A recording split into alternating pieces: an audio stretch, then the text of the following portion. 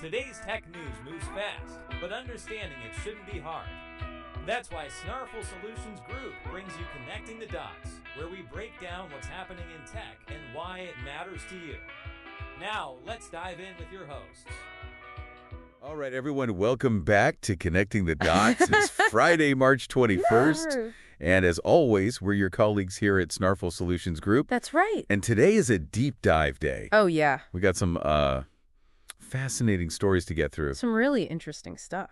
So, how don't you tell us what we're going to be looking at today? Well, we're going to start off talking a bit about how we consume tech news and how that landscape is changing a little bit. Okay. And then we're going to get into some artificial intelligence stuff, as always, that's really kind of heating up these days. Big topic. But then we're going to get into something a little bit more mundane. But I think it's really interesting. It's, the commercial services industry. Okay. And how technology is really changing that up. Interesting. And then, of course, we'll get into some potential shifts in how the internet is regulated. Right. As always. Always happening. Big topic. Yeah. And finally, we'll wrap up with some new ways to deal with those pesky bots online. I hate those things. Everybody does. Okay, well, let's jump right in. Let's do it. So first up, we all need to stay up to date on tech news, right? Right. So how about we talk about the way that we actually get that news? Absolutely. So Yahoo just announced that they're going to be selling TechCrunch. Oh, wow. Which is a pretty big deal. Yeah. And they've been around for a while. It's a pretty well-known source. Exactly. For tech news. And they're selling it to an investment firm called Regent. Okay. And what's interesting is that Regent already bought Foundry, Oh. which publishes PC World. Interesting. So what does all this mean for us? Well, I think what's fascinating here is that we're seeing a lot more of this media consolidation. Okay. Where one investment firm owns multiple outlets. Right. And when a single firm owns two really big voices in the tech world, Yeah. you have to wonder what kind of impact that's going to have on the kinds of stories that we see. That we see, exactly. Are we going to see kind of Okilogic perspective from both those outlets? Or are they going to maintain their unique voices? Interesting point. It makes you think about, when you're listening to the radio and a few companies loon all these different stations, Right. you kind of hear the same message. You start to notice a pattern. Exactly. Yeah. And, even for, someone who's not a tech expert like myself, I do check in on these websites every now and then. Yeah. Just to see what the latest and greatest is or what's happening with these big tech giants. Sure. So, this whole ownership thing, it definitely makes you think. Yeah, it's something to consider. For sure. Because even if it's not immediately obvious over time, you might start to see changes in the types of stories they're covering. Yeah. Maybe they focus more on certain areas that align with the owner's interests, or maybe their editorial stance on certain companies shifts. It's just a reminder that the media landscape is dynamic. It's constantly changing. And those changes in ownership can have a subtle impact on what you read. Absolutely. Yeah. Okay, so let's move on to something that I know a lot of people are talking about these days. AI. Yeah, it's everywhere you look these days. Seriously. It really is. So Wired recently published this really interesting report Okay. based on interviews with like 50 people Wow. who work or used to work at Google. Interesting. And it talks about how Google has been working really hard over the past few years to keep up with OpenAI. Right, the company that created ChatGPT. Right, and it's a really fascinating look into how seriously these big companies are taking AI. Yeah, what stood out to me in that report was just the amount of pressure these tech giants are under to innovate quickly. Yep. It really sounds like Google felt like they needed to speed up their AI development. Right. And, they even made some changes like layoffs and Wow. maybe relaxing some of their internal review processes to get things moving faster. Really? Yeah, and if you think about how this impacts, all those AI-powered features that you're starting to see everywhere. Yeah, absolutely. In search engines and other apps, they're all coming out of this really competitive environment. So basically, every time we see a new AI tool or feature, Right. it's probably because of this race to be the leader in AI. Exactly. But yeah. You made a really interesting point. Well, it makes you wonder, when companies are moving this quickly. Right. Are they taking enough time to make sure that these systems are safe? Right. Reliable? Yeah. That they're not going to have unintended consequences? That's a great point. Yeah, because, we're all excited about the potential of AI, but of course, we also need to be mindful of how it's developed and implemented. Absolutely. Because that's what ultimately impacts all of us. All right, so let's switch gears a little bit and talk about a part of the tech world that maybe doesn't get as much attention. Okay. But it's super important nonetheless. I'm intrigued. Okay, so there's this company called BuildOps. All right. And they make software for companies that handle things like heating, air conditioning, and plumbing. Okay, so like the behind-the-scenes stuff. Exactly, the essential services that we often take for granted. Right. And get this, they just got a whopping $127 million in funding, Wow.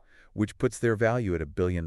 That's a lot of money. It is a lot of money. For HVAC software? Yeah, but it just goes to show that technology is impacting every industry. That's a good point. Even the ones that might seem a little bit traditional. Yeah, I mean, what's interesting here is that even these essential industries are being revolutionized by technology. Exactly. I mean, BuildOps software helps these companies manage everything so much more efficiently, like scheduling their technicians, managing inventory, handling, billing, all that stuff. Exactly. And when these companies can operate more efficiently, it means that we get better service. Right, I exactly. mean, think about if your office AC breaks down on a scorching summer day. I don't even want to think about that. Nobody does. Yeah. But if the maintenance company uses this kind of software, they can respond quicker and fix it faster. Right, because they know exactly who to send. Exactly. What parts they need. They're organized. So it's tech working behind the scenes to make our lives a little bit easier. Exactly. And I think it's a great example of how technology can have a tangible impact on our daily comfort. Yeah. Our convenience. Yeah. Even in areas we might not always think about. Absolutely. Okay, let's move on to something that could have a huge impact on how we all interact online. Okay, this sounds important. It is. So there are reports that Senators Durbin and Graham, they're planning to introduce a bill that would let Section 230 expire in January of 2027. Section 230. Now, what is that again? So it might sound like legal jargon. It kind of does. But it's basically a law that protects online platforms from being held responsible for what their users post. Oh, I see. So it's been a really big deal for the growth of social media sites, forums, all kinds of online communities? Right, because it lets them host a wide range of content without worrying too much about legal repercussions. Exactly. But if this protection goes away, it could change everything. I can see that. Yeah, I mean, imagine what would happen if platforms were suddenly liable for everything their users posted. Right, they might start cracking down on content. Exactly. They might have to become way more aggressive in moderating and removing stuff. Wow, so this could really change what we see online. Absolutely. It could impact everything from the kind of information we have access to the way we express ourselves. And how open those discussions can be. Exactly. And there are definitely arguments to be made on both sides. Right. On the one hand, you have this concern about harmful content and misinformation spreading online, and maybe without Section 230 platforms would be more proactive in dealing with that. Right. But on the other hand, there's also this concern about censorship. Right. And, the impact on free speech. Absolutely. If platforms become too afraid to let users post freely. It's a really complex issue. It is. With a lot of potential consequences. For sure. Okay, so for our last story, let's talk about something pretty cool in the world of online security. All right, I'm always up for some good security news. So Cloudflare just announced something called AI Labyrinth.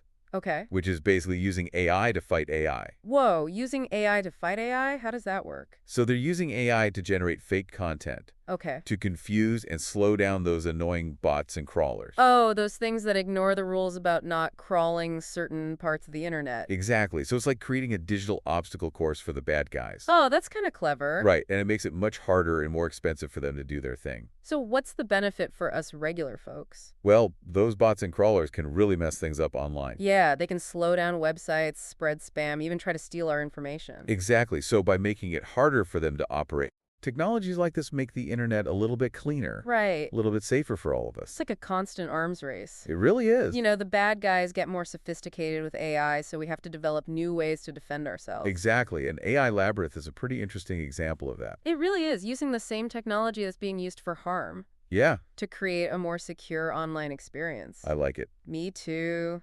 So that's a wrap for our deep dive today, March 21st. Wow, we covered a lot. We did. We talked about how the tech news landscape is changing. Yeah. All the excitement around AI. Absolutely. And even how technology is impacting those essential services we rely on. And, of course, those potential changes to internet regulation. Right. And those new ways to combat bad bots. It's amazing how all these stories are connected. It is. And how they ultimately impact our daily life. For sure. Yeah. So we hope this deep dive helped you connect the dots and see how all these tech trends are shaping the world around us. We are here to help here at Snarful, so reach out on our website if you have any more questions. That's a wrap on today's top stories.